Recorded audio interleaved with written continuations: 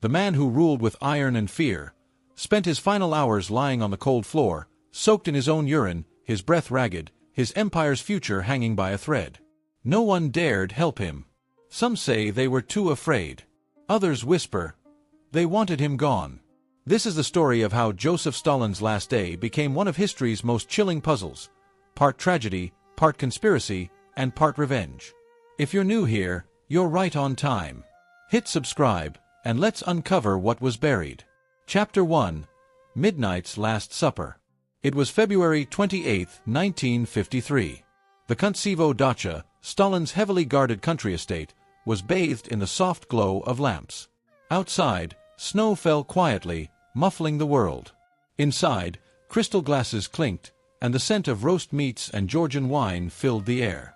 Around the table sat four of the most powerful men in the Soviet Union: Lavrentiy Beria, the feared head of the secret police; Nikita Khrushchev, cunning and ambitious; Vyacheslav Molotov, the loyal diplomat; and Georgy Malenkov, the smooth political operator.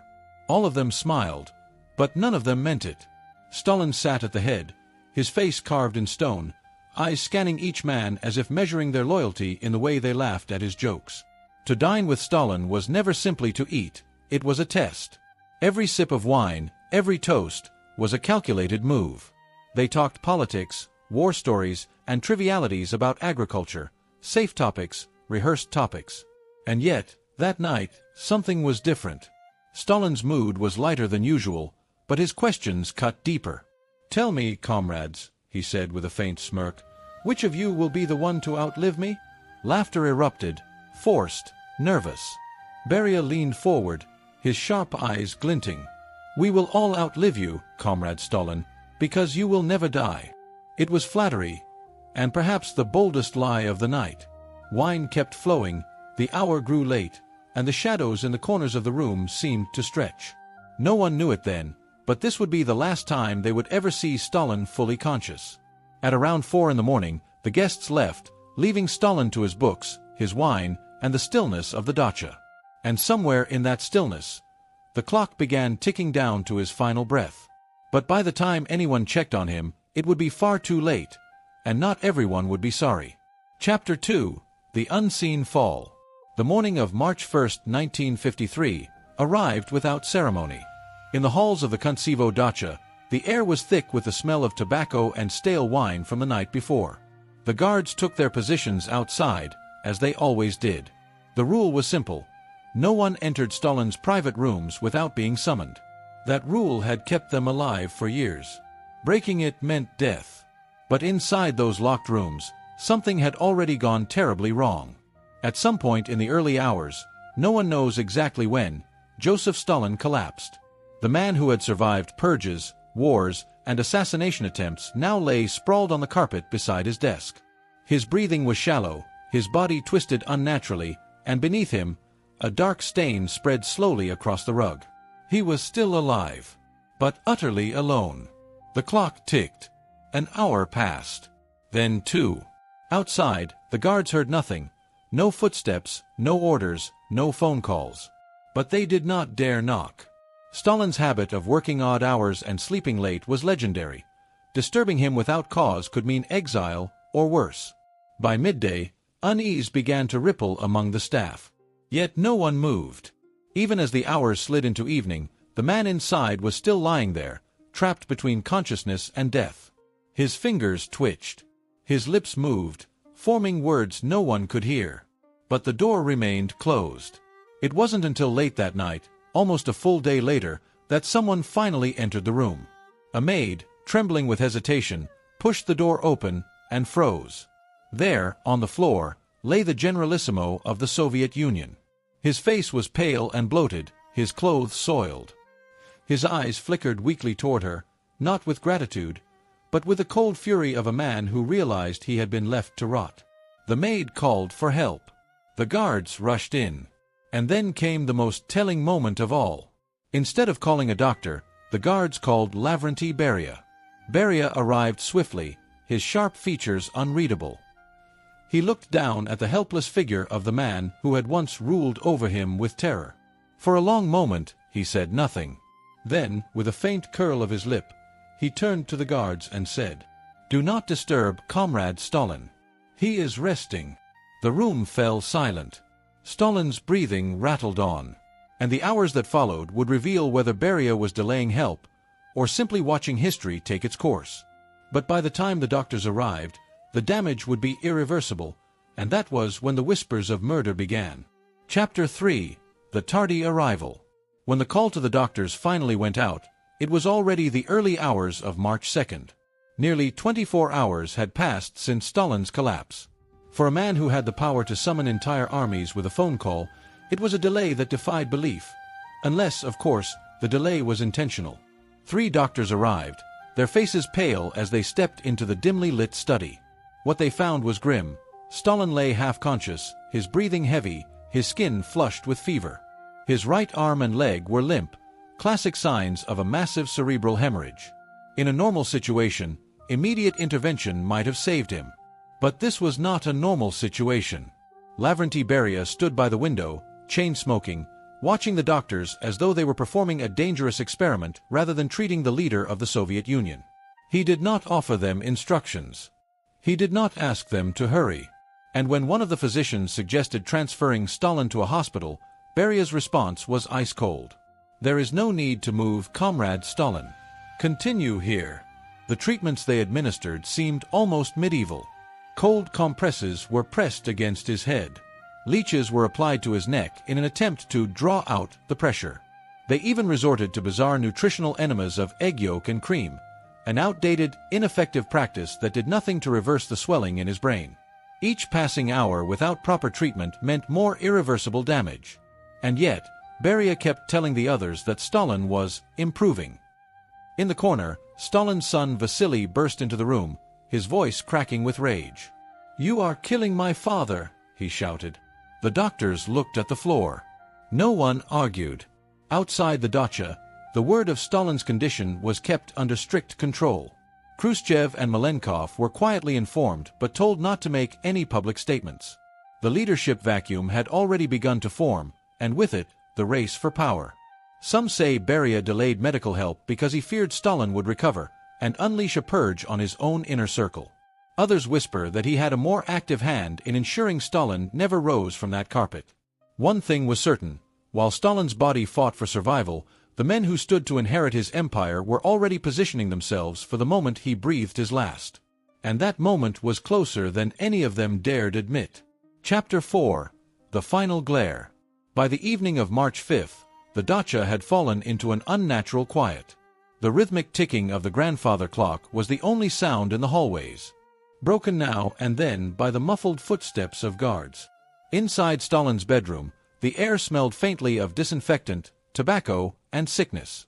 The once imposing dictator lay sunken into his bed, his massive frame reduced to shallow breaths and the occasional twitch of his fingers. His lips were dry, his skin waxy, and every breath came with a faint, rattling sound, like a man drowning on dry land. Doctors hovered at the edges of the room, exchanging worried glances but rarely daring to speak above a whisper. The leeches had left small, dark marks on his neck. His pulse was erratic. His blood pressure was dropping. Beria paced slowly, hands behind his back, his eyes always darting toward the doorway. Malenkov and Khrushchev kept their distance, speaking in low voices, their expressions unreadable. No one wept. No one prayed. No one offered words of comfort. At around 9:50 p.m., something changed.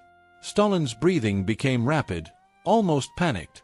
His eyelids fluttered, then snapped open wide. For the first time in days, he was fully aware, and the expression on his face froze everyone in place.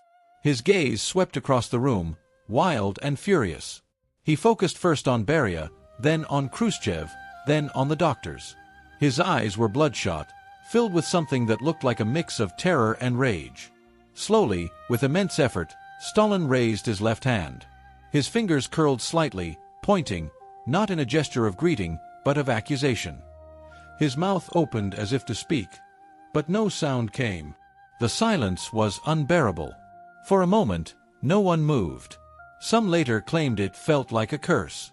Others swore it was an attempt to name his killer. Then, in one final gasp, his body shuddered. His hand dropped. His chest fell still. Joseph Stalin was dead. The room did not erupt into grief. Instead, it felt as if a heavy weight had been lifted from the air. Beria stepped forward, almost smiling. According to Khrushchev's later memoirs, Beria whispered to the corpse, "I saved all of you." Saved them from Stalin, or from the consequences of keeping him alive. What happened in those last seconds, what that hand meant, would become the most contested mystery of his life. And it was in the hours after his death that the whispers of poison grew louder than ever. Because if Stalin's fall was truly natural, why did his enemies look so relieved? Chapter 5. Poisoned or Prolonged. The official story was simple. Joseph Stalin died of a cerebral hemorrhage brought on by high blood pressure. A natural death. Unavoidable. But the moment the news was whispered beyond the dacha walls, cracks began to show in that neat explanation. Doctors who had been present described more than just a stroke. Stalin's brain had indeed suffered massive bleeding, but there were also unexplained hemorrhages in his stomach and intestines, far from the brain. It was an odd pattern, one that did not match a typical stroke victim. Modern physicians, reviewing the accounts decades later, pointed to a single, chilling possibility: warfarin. A tasteless, odorless blood thinner, warfarin prevents clotting and can cause catastrophic internal bleeding if given in high doses. In the early 1950s, it was used primarily as rat poison, ironically, a perfect weapon for someone wanting a death that could be blamed on natural causes. And who had been with Stalin the night before his collapse? Who had poured his wine? Who had delayed calling the doctors for nearly a full day? Lavrentiy Beria. In the years after Stalin's death, multiple accounts surfaced of Beria boasting, at times drunkenly, that he had removed Stalin. One alleged quote, recalled by Khrushchev himself, was particularly damning. "I took him out. I saved all of you." Saved them from another purge? By 1953, Stalin's paranoia had reached its peak. He had recently launched the so-called doctor's plot, accusing Jewish physicians of conspiring to kill Soviet leaders. Rumors swirled that the next purge would target the highest ranks of his own government, including Beria, Khrushchev, and Malenkov. If those rumors were true, then Stalin's death wasn't just convenient, it was survival. Even more damning was Beria's behavior in the hours after Stalin's collapse. Witnesses recalled how he left the dacha after first finding the leader on the floor, telling guards, "He's fine, don't bother him." It was nearly a full day before any real treatment began, and by then, his fate was sealed. Whether by poison in his wine, deliberate medical neglect, or a combination of both, the result was the same: Stalin was silenced. And his death opened the door to something even more dangerous: the sudden vacuum of power in the Soviet Union. But before that struggle could begin, the country would mourn him, in a way that turned deadly for hundreds of ordinary people. Chapter 6. The Crowd Crush. The official announcement came on March 6, 1953. Radio broadcasts interrupted their programming with a trembling voice. Comrade Joseph Vissarionovich Stalin has died after a grave illness. The news hit the Soviet Union like an earthquake. Factories stopped. Schools closed. Across the vast expanse of the USSR, people wept openly in the streets, some from genuine grief, others because failing to show it could be dangerous. In Moscow, the body of the Father of Nations was placed in the Hall of Columns, lying in state beneath bright lights and surrounded by flowers. His skin had been powdered, his uniform pressed to perfection. To the common citizen, it was the closest they would ever come to the man who had loomed over their lives. But mourning Stalin was not a quiet affair, it was a dangerous one. From the moment the doors opened, the crowd surged. People came in by the thousands, then tens of thousands, until the lines stretched for miles through Moscow's icy streets. There were no crowd control barriers, no organized lines, just a sea of humanity pressing forward to glimpse the dead leader. Then it began. The crush. Bodies pushed against bodies, unable to move.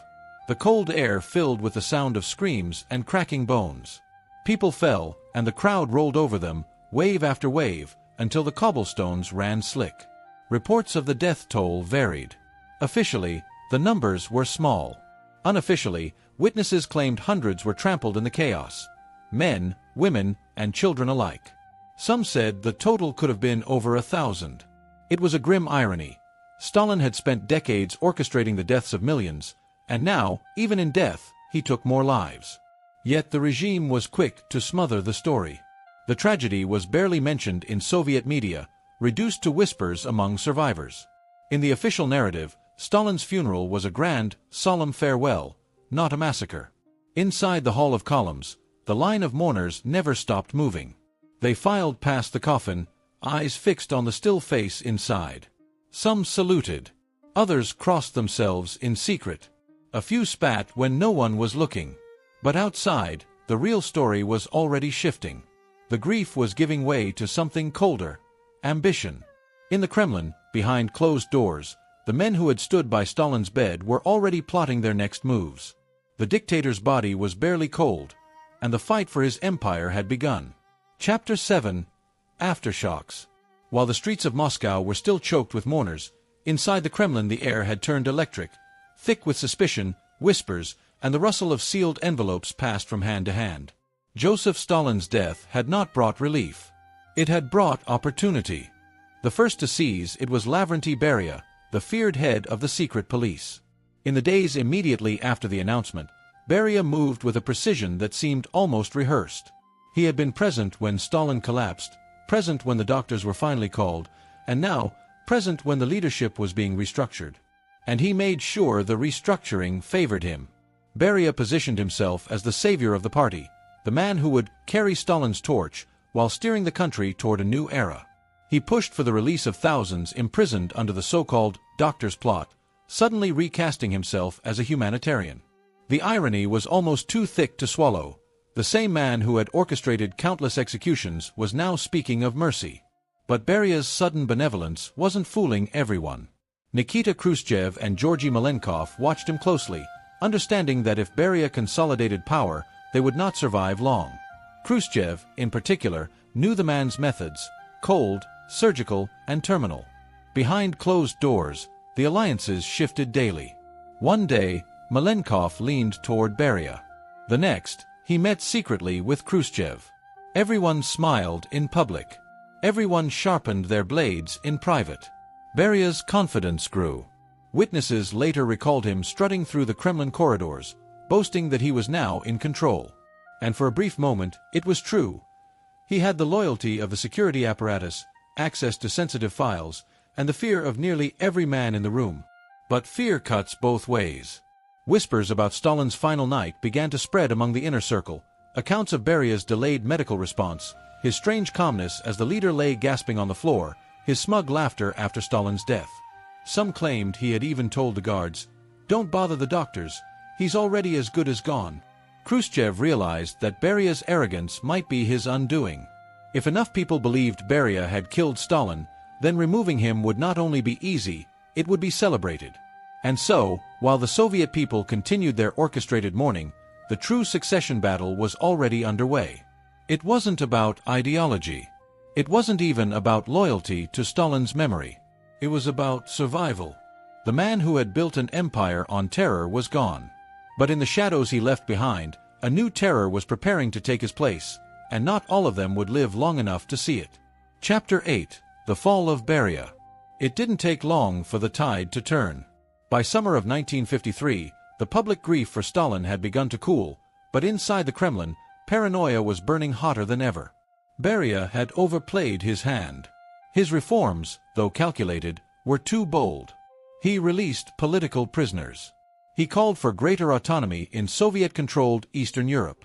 He spoke openly about changing the very system Stalin had built. These moves made him look progressive to some, but to the old guard, they smelled like treason.